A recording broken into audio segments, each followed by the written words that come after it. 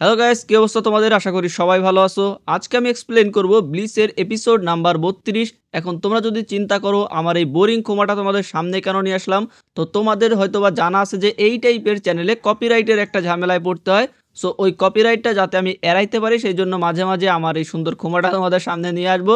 But প্যারা নাই, explanation আগের মতোই থাকবে, তোমরা মজা পাবা। সো চলো আজকের ভিডিও শুরু করা যাক। তো এপিসোডের শুরুতেই আমরা দেখতে পারি ইচিগো ফাইনালি রেঞ্জিকে হারাই দিছে, যে কারণে রেঞ্জির অনেক কষ্ট হচ্ছিল।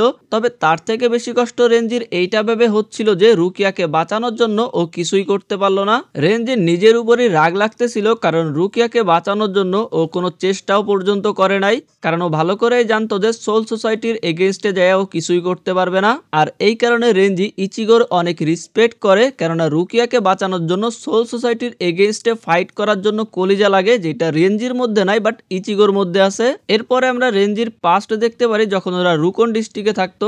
রেঞ্জি আর ওর বন্ধুরা একটা দোকান থেকে খাবার চুরি করে পালাইতেছিল, আর সেই দোকানদার ওদের পিছু পড়ে যায়। দোকানদার কিছুতেই ওদের পিছু ছাড়ছিল না, আর ওরা প্রায় ধরা পড়ে যাবে। ঠিক তখনই সেখানে রুকিয়া চলে আসে আর ওদেরকে বাঁচিয়ে নেয়। এরপরে রুকিয়া ওদেরকে নিয়ে একটা জায়গায় যায় যেখানে অ্যাকচুয়ালি ওদের মতন আরো অনেক অনাথ বাচ্চা ছিল।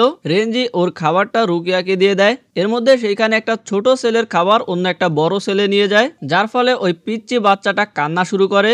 রুকিয়া ওই বড় ছেলেটাকে মেরে নিচে ফেলে দেয় আর ওর বুকের উপরে উঠে বলে যে আমাদের ক্ষুধা লাগে না, কিন্তু আমরা স্মেল আর টেস্ট বুঝতে পারি, আর এই খুশিটাই আমাদের সবার মধ্যে ভাগ করে নিতে হবে।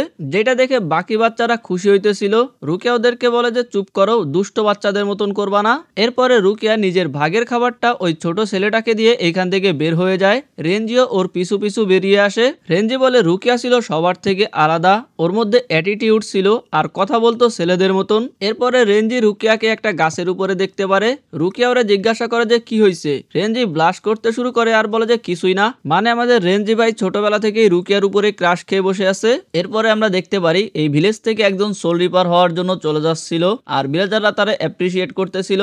লোকটা যখন রুকিয়ার পাশ দিয়ে হেঁটে আসে তখন হঠাৎ করে রুকিয়া নিচে পড়ে যায়। তখন সেই সোল রিপারটা এসে বলে যে তোমার মনে হয় ক্ষুধা লেগেছে, এই দুনিয়া যেখানে ক্ষুধা লাগার কথা না সেইখানেও ক্ষুধা লাগে, এইটাই হচ্ছে বাস্তবতা, আর এইটা হয়েছে সম্ভবত আমার স্পিরিচুয়াল প্রেশারের কারণে। এরপরে সোল রিপারটা ওদেরকে কিছু খাবার দিয়ে এখান থেকে চলে যায়। এরপরে আমরা দেখতে পারি রেঞ্জি একটা ছোট্ট স্পিরিচুয়াল বল বানায়, যেটা দেখে অন্য বাচ্চারা অ্যাপ্রিসিয়েট করতেছিল।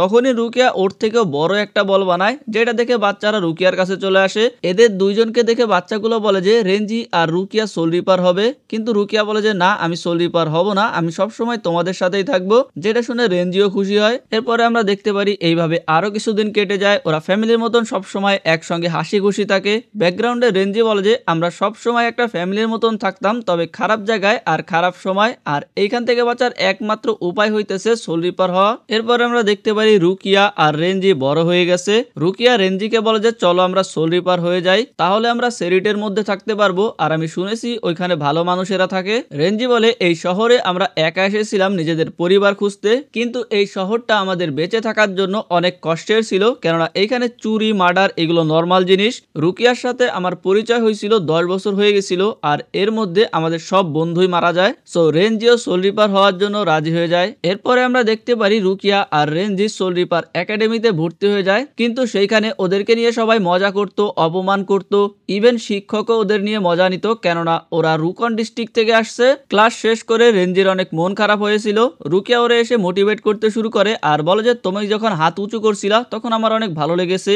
যেটা শুনে রেঞ্জি তো খুশি হয়ে যায়। রুকিয়া ওরে আরো মোটিভেট করে। এরপর একটু মন খারাপ করে বলে যে এইখানে যারা আছে সবাই নোবেল ফ্যামিলি থেকে আসছে, ওরা কখনোই আমাদের অবস্থান বুঝতে পারবে না।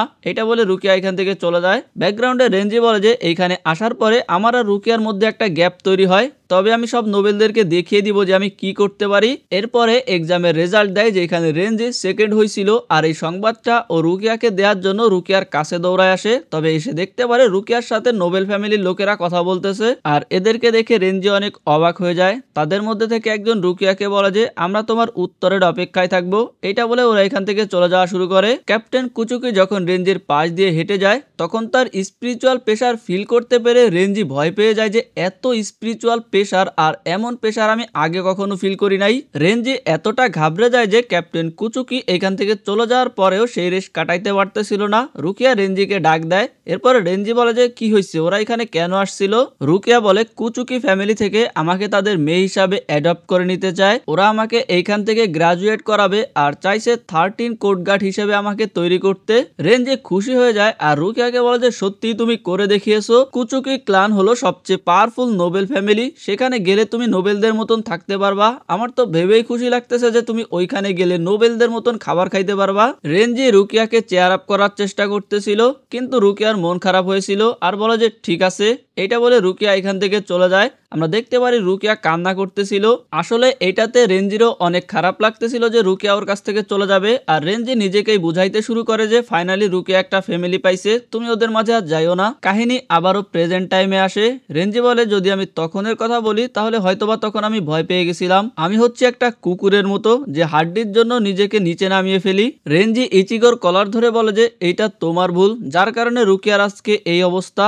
আর এটা ভেবেই হয়তোবা আমি রাগ হইতাম, কিন্তু এটা সত্যি না। সেদিন যদি আমি রুকিয়াকে কুচুকি ক্লানে যাওয়া থেকে আটকাইতাম তাহলে হয়তোবা রুকিয়া আজকে এত বড় অপরাধ করতো না। মানে ভাই বুঝতেই পারতেছো, রুকিয়া যেহেতু নোবেল ফ্যামিলি থেকে, আর নোবেল ফ্যামিলি থেকে এই অপরাধ করাতে আরো বড় অপরাধ হয়ে গেছে। এরপর রেঞ্জি বলে আমি ভেবেছিলাম রুকিয়া নোবেল ফ্যামিলিতে খুব ভালো থাকবে, আর আমি সবসময় ক্যাপ্টেন কুচুকিকে সারপাস করতে চাইতাম। প্রথমবার তার সাথে দেখা হওয়ার পর থেকে প্রতিদিন আমি পাগলের মতন ট্রেনিং করতে শুরু করি, কিন্তু আমি এতটা যোগ্য হয়ে উঠতে পারিনি যে তাকে আমি হারাইতে পারবো। এরপরে রেঞ্জি ইচিগোকে বলে প্লিজ তুমি রুকিয়ার শক্তি ফিরিয়ে দাও আর ওকে বাঁচিয়ে নাও। ইচিগো বলে যে হ্যাঁ আমি অবশ্যই বাঁচাবো।